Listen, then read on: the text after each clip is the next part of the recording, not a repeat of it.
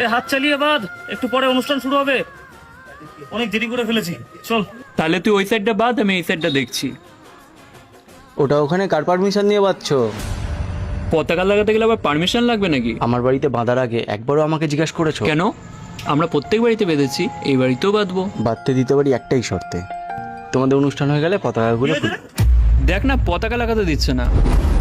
এইসব লোকের জন্য তো আমাদের দেশের এই অবস্থা। এরা এরা দেশে থাকবে, দেশে খাবে, আর দেশেরই বিরোধিতা করবে। আমার পুরো কথাটা না শুনে আমাকে দেশি বিরোধী বানিয়ে এই দিলে। চুপ, অনেক কথা।